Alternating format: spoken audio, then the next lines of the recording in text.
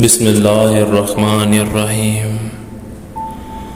دنیا میں آج تک کسی ایسے انسان نے کامیابی حاصل نہیں کی جس کا کوئی مقصد نہ تھا، اور آئندہ بھی کوئی ایسا شخص کامیاب نہیں ہو سکتا جس کا کوئی مقصد نہ ہو۔ آپ کی صلاحیت، وقت، ذہانت، محنت اور کوشش، جذبہ اور جنون اور قربانیاں کسی کام کی نہیں اگر یہ کسی خاص مقصد کے زیر تابع نہیں۔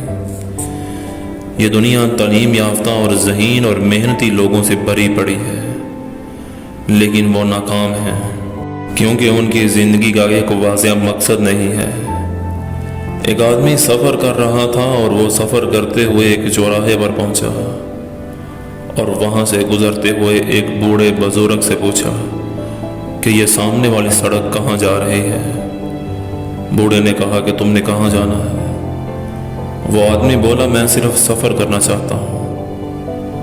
تو اس پر بوڑھے نے جواب دیا جب تمہیں پتہ ہی نہیں کہ تم نے کدھر جانا ہے تو پھر تم کوئی بھی راستہ اپنا لو۔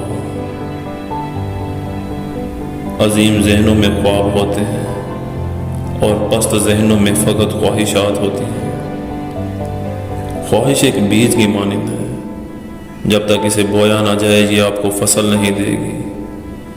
دنیا کے کسی بینک میں خواہشات کیش نہیں کروائی جا سکتی، لیکن جب کسی کی خواہش جنون بن جاتی ہے تو وہی شخص بے شمار بینکوں کا مالک بن جاتا ہے۔ جب آپ ایک مقصد کو منتخب کرتے ہیں تو آپ کی ذہنی صلاحیتیں نکھر کر سامنے آتی ہیں۔ بظاہر آپ کبھی کام کر رہے ہوتے ہیں اور کبھی نہیں، لیکن آپ کا ذہن ہر وقت منتخب شدہ مقصد کے لیے سوچ رہا ہوتا ہے۔ مقصد کے انتخاب کے بعد لاتعداد مواقع آپ کے دروازے پر دستک دیتے ہیں اور حالات بھی خود بخود آپ کو کامیابی کی طرف لے جاتے ہیں۔ تعلیم فقط روزی کمانا ہی نہیں بلکہ جینا بھی سکھاتی ہے۔ لوگ مقصد کا انتخاب کرتے ہوئے ڈرتے ہیں کیونکہ انہیں صرف رکاوٹیں نظر آتی ہیں۔ یاد رکھیے، رکاوٹیں تب نظر آتی ہیں جب آپ اپنے مقصد سے نظریں ہٹا لیتے ہیں۔ آپ کا مقصد آپ کی زندگی کے ہر شعبے کو متاثر کر دیتا ہے۔ بڑے مقاصد زیادہ جوش و خروش پیدا کرتے ہیں۔ اگر آپ چاند کو ہدف بنائیں گے، چاند نہ بھی ملا تو ستارے آپ کے دامن کو بھر دیں گے۔ اس لیے ایک بڑے مقصد کا انتخاب کریں۔ مقصد زمانۂ حال کا وہ ارادہ ہوتا ہے جو آپ کے پورے مستقبل کو بدل کر رکھ دیتا ہے۔ مقصد آپ کو ایک شناخت دیتا ہے۔ موجودہ مقام سے مطلوبہ مقام تک کا فاصلہ مقصد ہی طے کراتا ہے۔ آپ کا مقصد آپ کے جینے کا سبب ہونا چاہیے، ورنہ آپ اس کو حاصل نہیں کر پائیں گے۔ دیکھا گیا ہے کہ شکار شکاری کو دھوکہ دے جاتا ہے۔ اس کی وجہ یہ ہوتی ہے کہ شکاری خوراک کے لیے بھاگ رہا ہوتا ہے، جبکہ شکار اپنی زندگی بچانے کے لیے۔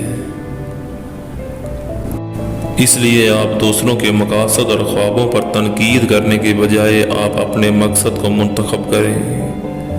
آپ کیا سمیٹنا چاہتے ہیں؟ کیا اکٹھا کرنا چاہتے ہیں؟ کیسے انسان بننا چاہتے ہیں؟ اور کیا بانٹنا چاہتے ہیں؟ یہی سوالات آپ کو مقصد منتخب کرنے پر ابھاریں گے۔ اپنی خواہشات کو منظم کریں اور اپنے مقصد کے تابع کریں۔